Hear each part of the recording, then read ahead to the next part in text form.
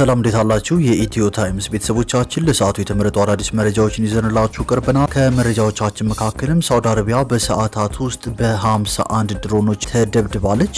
የአሜሪካ አየር ኃይልም ከፍተኛ ድብደባ ደርሶበታል። 5 የነዳጅ ጫኝ አውሮፕላኖችም መውደማቸው ታውቋል። የአሜሪካው ፕሬዝዳንት ዶናልድ ትራምፕ ዛሬ ለፎክስ ኒውስ በሰጡት ቃል የሩሲያው ፕሬዝዳንት ቭላዲሚር ፑቲን በመካከለኛው ምስራቅ ካለው ጦርነት ጋር በተያያዘ ለኢራን ድጋፍ እያደረጉ ነው ሲሉ ተናግረዋል። አዲሱን የኢራን መንፈሳዊ መሪ ለመያዝ አሜሪካ እስከ $10 ሚሊዮን ለመክፈልም ተዘጋጅታለች። የአሜሪካው ፕሬዝዳንት ዶናልድ ትራምፕ ከኢራን ጋር መደራደር እንደማይፈልጉም ተናግረዋል። በትሩዝ ሶሻል ገጻቸው ላይ ኢራን ሙሉ በሙሉ ተሸንፋለች፣ እነርሱ መደራደር ይፈልጋሉ፣ እኔ ግን አልቀበለውም የሚል መልእክት አስተላልፈዋል። ይህ በእንዲህ እንዳለም ሰሜን ኮሪያ 10 የሚደርሱ ሚሳኤሎችን ወደ ጃፓን አስወንጭፋለች። ኢራን በበኩሏ 2 የህንድ የጋዝ ጫኝ መርከቦች በሆርሙዝ የባህር ወሽመጥ እንዲያልፉ ፈቅዳለች። ሙሉ መረጃውን በዜናችን በዝርዝር እናስደምጣቸዋለን። ከዚህ መረጃ በተጨማሪ ጠቅላይ ሚኒስትር ዶክተር አብይ አህመድ በጋሞ ዞን በመሬት መንሸራተት አደጋ ህይወታቸውን ላጡ ዜጎች ከአደጋው ቦታ በመገኘት የተሰማቸውን ሀዘን መግለጻቸውን ጠቅላይ ሚኒስትር ዶክተር አብይ አህመድ ከተባበሩት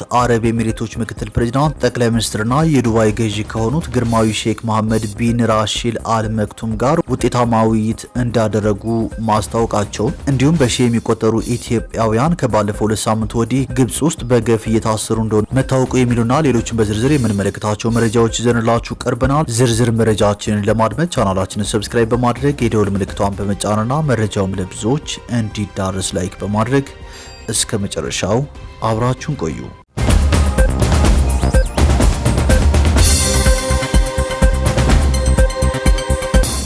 ወደ መጀመሪያው መረጃችን ስናልፍ ሳውዲ አረቢያ በሰዓታት ውስጥ በ51 ድሮኖች ተደብድባለች። በመካከለኛው ምስራቅ የተቀሰቀሰው ጦርነት አድማሱን እያሰፋ ባለበት በዚህ ሰዓት ኢራን በገልፍ ሀገራት ላይ አዲስና መጠነ ሰፊ ጥቃት መክፈቷን ዘናሽናል ዘግቧል። ባለፈው አርብ ብቻ ሳውዲ ዋና ከተማዋ ሪያድን ጨምሮ በተለያዩ የአገሪቱ ክፍሎች የተሰነዘሩባትን 51 ድሮኖች መታ መጣሏን የመከላከያ ሚኒስቴሯ አስታውቋል። ጥቃቱ በተለይ ኤምባሲዎች በሚገኙበት የሪያድ ዲፕሎማቲክ ኳርተርና የነዳጅ ማውጫ በሆኑት ምስራቃዊ ግዛቶች ላይ ያነጣጠረ ቢሆንም የአየር መከላከያ ሰራዊቱ አብዛኞቹን ማክሸፍ እንደቻለ ገልጿል። ጥቃቱ በሳውዲ ብቻ ሳይወሰን ጎረቤት ሀገራትን ያካተተ ነበር ነው የተባለው። በኦማን ሶሃር በተሰኘችው የወደብ ከተማ ላይ 2 ድሮኖች ወድቀው በኢንዱስትሪ መንደር ውስጥ የ2 የውጭ ዜጎችን ሕይወት ሲቀጥፉ ሌሎች ሰዎችን ደግሞ አቁስለዋል። በተመሳሳይ በተባበሩት አረብ ኤሚሬቶች ዱባይ ውስጥ የተመታ ድሮን ስብርባሪ በአንድ ህንፃ ላይ ጉዳት ያደረሰ ሲሆን በአቡዳቢ ደግሞ ነዋሪዎች መጠለያ እንዲይዙ የሚያስገድድ የደህንነት ማስጠንቀቂያ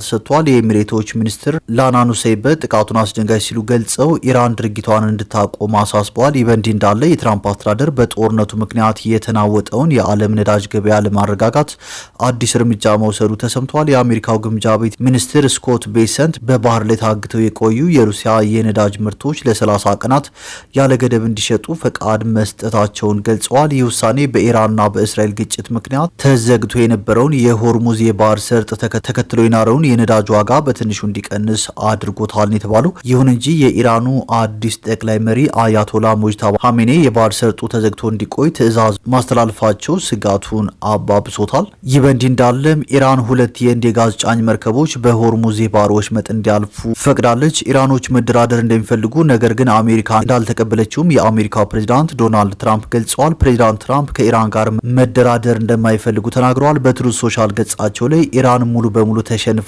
ሲሉም ገልጸዋል። እነሱ መደራደር ይፈልጋሉ፣ እኔ ግን አልቀበለውም በማለትም የአሜሪካው ፕሬዝዳንት ዶናልድ ትራምፕ ገልጸዋል። ሐሰተኛ መገናኛ ብዙሃን አሜሪካ ኢራን ላይ የወሰደችውን እርምጃ እውነቱን መናገር አይፈልጉም ሲሉ ተችተዋል። የኢራን ጦርነት 15ኛ ቀኑ ላይ ይገኛል። አዲሱን የኢራን መንፈሳዊ መሪ ለመያዝ አሜሪካ ከፍተኛ ወሮታ እንደምትከፍልም ገልጻለች። የሟቹ አያቶላህ አሊ ሀሜኔ ልጅ ሙጅታባ ሀሜኔና ሌሎች ከፍተኛ የመንግስት ባለስልጣናት የት እንዳሉ መረጃ ለጠቆመ እስከ $10 ሚሊዮን እንደሚከፈል ዋሽንግተን ዲሲ የሚገኘው የውጭ ጉዳይ ሚኒስቴር አስታውቋል። ሚኒስቴር መስሪያ ቤቱ በኢንተርኔት ባሰራጨው ማስታወቂያ ከሀሜኔ በተጨማሪ የሀገር ውስጥ ሚኒስትሩን፣ የኢራን ብሔራዊ ደህንነት ምክር ቤት ዋና ጸሐፊና የስለላ ሚኒስትሩን በጠቅላላ 10 ከፍተኛ ባለስልጣናትን እያፈላለገ ይገኛል። የ56 ዓመቱ ሙጅታባ ሀሜኔ የአባታቸውን ቦታ ከተረከቡ ጊዜ አንስቶ በመገናኛ ብዙሃን ቀርበው አያውቁም ነው የተባለው። እንደ አሜሪካ የውጭ ጉዳይ ሚኒስትር ማርኮ ሩቢዮና መከላከያ ሚኒስትር ኪት ሄግሴት ገለጻ ከሆነ ሀሜኔን ጉዳት ሳይደርስባቸው ሳይኖራቸው እንዳልቀረ ተናግረዋል። ይህ ግን በየትኛውም ወገን አልተረጋገጠም። ይህ በእንዲህ እንዳለም ኢራን ጦርነቱ ከተጀመረ በኋላ የሸጠችው ነዳጅ ጦርነቱ ከመጀመሩ በፊት ካለው እንደሚበልጥ መረጃዎች ወጥተዋል። በተለይ ኢራን የሆርሙዝ ሰርጥን በመቆጣጠር የእርሷ መርከቦችና እርሷ የፈቀደችላቸው ሀገራት ብቻ እንዲንቀሳቀሱ ማድረግ መቻሏ የሌሎች ሀገራት የነዳጅ ሽያጭ በከፍተኛ ደረጃ ሲያሽቆለቁል የኢራን ነዳጅ ሽያጭን ከወትሮውም በተለየ ከፍ እንዲል አድርጎታል የተባለው ይህም ኢራን በጦርነቱ ሂደት ኢኮኖሚያን ለማንቀሳቀስ ያግዛታል ተብሏል። ይህ በእንዲህ እንዳለም የአሜሪካ አየር ኃይል ከፍተኛ ድብደባ ደርሶበታል። 5 የነዳጅ ጫኝ አውሮፕላኖችም ወድመዋል። ጥቃቱ የተፈጸመው ኢራን በቅርቡ በአሜሪካ ላይ በዛተችው መሰረት ሲሆን አውሮፕላኖቹ በጦር ሰፈር ውስጥ ነዳጅ በመሙላት ላይ ያሉ በደረሰባቸው ጥቃት ሙሉ በሙሉ ከአገልግሎት ውጪ መሆናቸው ተመልክቷል። አሜሪካ በበኩሏ በኢራን ላይ የምታደርገውን ወታደራዊ ኦፕሬሽን ለማጠናከር በርካታ ቁጥር ያላቸውን ተጨማሪ የጦር አውሮፕላኖች ወደ መካከለኛው ምስራቅ እያጓጓዘች መሆኗ ታውቋል። ይህ እርምጃ በቀጠናው ያለውን ወታደራዊ ፍጥጫ ወደ ከፍተኛ ደረጃ ያሸጋገረው ሲሆን የአሜሪካ ጦር በኢራን ወታደራዊ ኢላማዎች ላይ ጠንካራ የአየር ድብደባ ለመፈጸም እየተዘጋጀ መሆኑን ዲፕሎማሲያዊ ምንጮች እየገለጹ ይገኛሉ። ይህ በእንዲህ እንዳለም የአሜሪካው ፕሬዚዳንት ዶናልድ ትራምፕ ዛሬ ለፎክስ ኒውስ በሰጡት ቃል የሩሲያው ፕሬዚዳንት ቭላዲሚር ፑቲን በመካከለኛው ምስራቅ ካለው ጦርነት ጋር በተያያዘ ቭላዲሚር ፑቲን ለኢራን ድጋፍ እያደረጉ መሆኑን እንደሚያምኑ የአሜሪካው ፕሬዚዳንት ዶናልድ ትራምፕ ገልጸዋል። ይህ በእንዲህ እንዳለም ሰሜን ኮሪያ 10 የሚደርሱ ሚሳኤሎችን ወደ ጃፓን አስወንጭፋለች። ሚሳኤሎቹ ከሰናን ግዛት ተነስተው 350 ኪሎ ሜትር በመጓዝ በጃፓን ባህር ላይ አርፈዋል። ፒዮንግያንግ ሚሳኤሎችን ያስወነጨፈችው አሜሪካና ጃፓን የሚያካሂዱትን የጋራ ወታደራዊ ልምምድ በመቃወም ነው። ፕሬዚዳንት ኪም ጆንግ ኡን ከሳምንታት በፊት ፓርቲያቸው ባደረጉት ጠቅላላ ጉባኤ ላይ ባደረጉት ንግግር ሰሜን ኮሪያ ከአሜሪካ ጋር ለመነጋገር ዝግጁ መሆኗን ጠቁመዋል። ኪም ጆንግ ኡን ዋሽንግተን ለድርድር የፒዮንግያንግን ብሔራዊ ጥቅም አምና መቀበል እንዳለባትም አሳስበዋል። ወደ ቀጣዩ መረጃችን ስናልፍ ጠቅላይ ሚኒስትር ዶክተር አብይ አህመድ በጋሞ ዞን በመሬት መንሸራተት አደጋ ህይወታቸውን ላጡ ዜጎች ከአደጋው ቦታ በመገኘት የተሰማቸውን ሀዘን ገልጸዋል። ጠቅላይ ሚኒስትር አብይ አህመድ በደቡብ ኢትዮጵያ ክልል ጋሞ ዞን በተከሰተው ድንገተኛ የመሬት መንሸራተት አደጋ ህይወታቸውን ላጡ ዜጎች የተሰማቸውን ሀዘን ገልጸዋል። ጠቅላይ ሚኒስትሩ በማህበራዊ ትስስር ገጻቸው ባሰፈሩት የሀዘን መግለጫ መልእክት በጋሞ ዞን ጋጮ ባባና ሌሎች ወረዳዎች በበልግ ዝናብ ምክንያት በተከሰተው ድንገተኛ የመሬት መንሸራተት አደጋ ህይወታቸው ላለፉ ዜጎቻችን የተሰማኝን ሀዘን እገልጻለሁ ብለዋል። መንግስት ለተጎጂ ወገኖች አስፈላጊውን ድጋፍ ማድረጉን እንደሚቀጥልም አረጋግጠዋል። ችግሩን በዘላቂነት ለመፍታት እንዲቻል ተገቢው ጥናትና ስራ መከናወን አለበት ያሉት ጠቅላይ ሚኒስትር ዶክተር አብይ አህመድ የጥንቃቄ ተግባራት አስፈላጊ ናቸው ሲሉም አጽንኦት ሰጥተዋል። ይህ በእንዲህ እንዳለም ጠቅላይ ሚኒስትር ዶክተር አብይ አህመድ ከተባበሩት አረብ ኤሚሬቶች ምክትል ፕሬዚዳንት ጠቅላይ ሚኒስትርና የዱባይ ገዢ ከሆኑት ግርማዊ ሼክ መሐመድ ቢን ራሺል አል መክቱም ጋር ውጤታማ ውይይት ማድረጋቸውን አስታውቀዋል። ጠቅላይ ሚኒስትሩ በማህበራዊ ሚዲያ ገጻቸው ባሰፈሩት መረጃ በሁለቱ ሀገራትና ህዝቦች መካከል ባለው ጠንካራ የቢዝነስ፣ የትምህርት እንዲሁም የባህል ትስስር ላይ መምከራቸውን ገልጸው በቀጣይም ከዚህ ጠንካራ ጽኑና ውብ ከተማ ጋር ያለው ትስስር በቀጣይ ጉብኝቶች ተጠናክሮ ይቀጥላል ብለዋል። በሌላ በኩል የዱባይ ሚዲያ ቢሮ ባወጣው መረጃ ሁለቱ መሪዎች በሁለትዮሽ ግንኙነቶች ዙሪያ መምከራቸውንና የኢኮኖሚ እንዲሁም የኢንቨስትመንት ትብብርን ማሳደግ በሚቻልባቸው መንገዶች ላይ መወያየታቸውን አስታውቋል።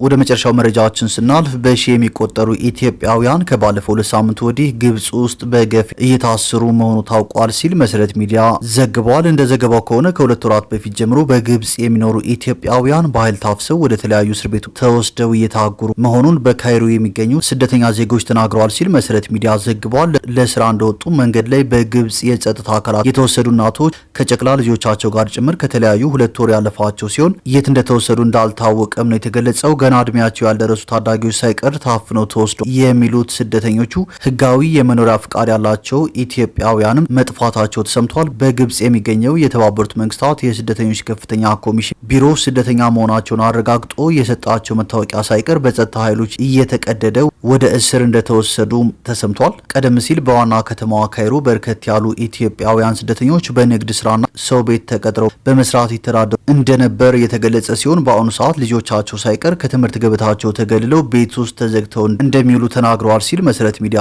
ጨምሮ ዘግቧል። የኃይል አፈሳ እየተፈጸመ ያለው በኢትዮጵያውያንና በኤርትራውያን ስደተኞች ላይ ብቻ መሆኑና ኤርትራውያን በኤምባሲያቸው አማካኝነት ወደ አገራቸው እየተሸኙ ሲሆን በሺዎች የሚቆጠሩ ኢትዮጵያውያን ግን ገና የታሰሩበት አድራሻ እንኳን ማወቅ እንዳልተቻለ ተሰምቷል። ይህንኑ አስመልክቶ በግብጽ የኢትዮጵያን ኤምባሲ ለመጠየቅ በተደጋጋሚ ብናመለክትም ሰሚ አላገኘንም ሲሉ መናገራቸውንም መሰረት ሚዲያ ጨምሮ ዘግቧል።